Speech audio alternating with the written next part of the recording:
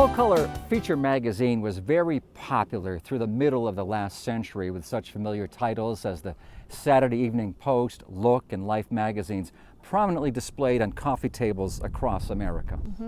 But beyond the 1960s, their popularity waned. More recently, many dioceses in the U.S. have noticed a similar decline in the readership of their diocesan newspapers. Over the past decade, the diocesan magazine format has taken off, with more than 1 million homes across the country receiving them. Terry Hegarty and our Reel-to-Reel crew traveled to the dioceses of Manchester, New Hampshire and Portland, Maine to see how they're faring with their magazine outreach. And from what he tells us, it's apparently working. Reading inspirational stories of Catholics living their faith in full-color, glossy magazines that are sent into thousands of diocesan households is apparently something more and more people across the country are enjoying. A relatively new trend when it comes to spreading the gospel, the current magazine format began 10 years ago in the Diocese of Lansing, Michigan, and came to New England a few years later. Both the Diocese of Manchester, which covers all of the state of New Hampshire, and the Diocese of Portland, Maine, which includes the entire state, publish their own magazines 6 times per year. Proponents say it's an effective way of evangelizing by telling how everyday people are living their faith. There's so many amazing people in the world, and I think often as a young adult and having a lot of young adult friends, we're always like, oh, New Hampshire is so boring. There's nobody around, there's nothing exciting. And I'm like, we just have to look to our neighbors or even to ourselves to see that amazing faith story that we all have. And I think that's what Parable's all about. The Diocese of Manchester had ceased publishing their diocesan newspaper in 2001 and had been without a print communications tool for 6 years prior to the introduction of Parable magazine in June of 2007. Father Jerome believes that it's very important for a diocese to have an effective communications tool. The story of the Catholic Church and the story of Catholic life will be told. That's not our choice. Somebody will tell that story. Whether it's told accurately according to our understanding of who Christ is, according to our understanding of the Church, according to Scripture, that is our choice. If we don't tell our own story, I think we are shortchanging the commission of the gospel to go teach all nations. Parable is sent to help teach all those listed on the parish census, so it gets into the hands of inactive Catholics as well. The magazines are published with the help of a national publisher. The printing and much of the production work is done by Faith Publishing, part of the Diocese of Lansing, Michigan.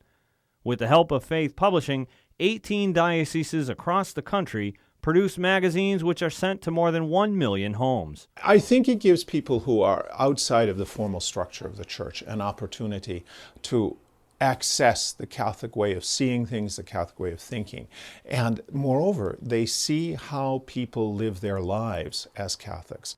The feedback that we've been getting from people from the very get-go is that they love the magazine. I keep a big folder of the comments that we get, and by far, they're all positive.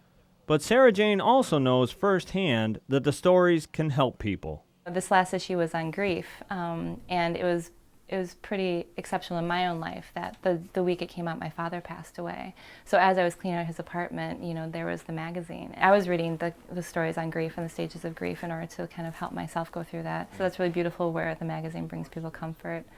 Here in the Diocese of Manchester, more than 60,000 receive Parable magazine into their homes. And the hope is that that will lead to their receiving the messages into their hearts and to an increase in their faith. That hope is also shared by personnel at Harvest Magazine, the magazine of the Diocese of Portland, Maine. Father Frank Murray was part of a diocesan communications task force that was formed 8 years ago. The diocesan newspaper readership at that time was dramatically dwindling. We realized that was not just a 6-month trend, it had been years, and so we decided that we needed to take a better look, and we realized it wasn't our newspaper per se that was faltering. It seems like newsprint is not as popular as it used to be. They stopped publishing the newspaper in June of 2005, and in December of that year, the first issue of Harvest Magazine came out. came at the right time because clergy and laity in this diocese realized that what the church is supposed to be doing is spreading the good news of Jesus Christ, and we need to do that in ways that people today expect communication to come. Today, instead of reaching only the 3,000 people who are reading their newspaper, the diocese connects with more than 40,000 who receive Harvest. However, many of the subscribers to the paper were sad to see it go. And there are still those, I think, who would say, gee, Church World, what I liked about it were particular columns that don't show up in Harvest magazine. But now even those people, I'll say the diehard Church World fans, are saying, while I miss those particular columns, it's easy to see that we had to make this change, and we really appreciate and like Harvest magazine today. Parishioners in both New Hampshire and Maine believe that the visual presentation of the magazine is very important. I love it. I think packaging is everything, and that's why we gift wrap things, and I think that the glossy paper just shows up the photographs so much better than newsprint. Just makes it more appealing, I think. In order to be effective, somebody's got to pick it up and read it. We now have an 8-fold membership reading this than we had before. So Harvest is getting out there and into the hands of our people, and that's what we're looking for. You have to be able to produce something that people want to put their hands on. Diane believes that while the format of Harvest gets people interested, the content keeps them educated about their faith. Most of our Catholic education ends somewhere around junior high school. So this serves as a terrific evangelical vehicle for Catholics to really get to know their faith. Those interested in knowing more about their faith can get some content from each issue online. And Facebook fans of each magazine can read each issue in its entirety online via a flip version. Major sponsors and support from the diocese itself cover the lion's share of the costs of publishing. In New Hampshire, parishes are also asked to contribute. These stories are not just stories for entertainment. They are stories that essentially contain the seed of faith that needs to be planted. And so if you think of the church in that sense, in the sense of a farm, the farmer isn't going to have much to show at the end of the day, at the end of the season, if he hasn't planted the seed. And so, yes, it's expensive. Yes, it costs some effort and some bucks, but it's planting the seed for the growth of faith. As communication methods continue to evolve, more and more dioceses across the U.S. are finding the magazine format valuable.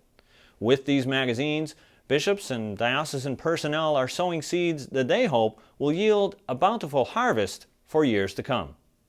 Reporting for Reel to Reel from Portland, Maine, this is Terry Hegarty. If you're interested in reading what Parable and Harvest magazines have been featuring lately, you can log on to our website, iobserve.org. We have links to both of their websites.